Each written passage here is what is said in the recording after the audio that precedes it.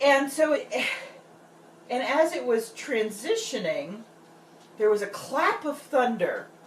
And during that clap of thunder, I discovered that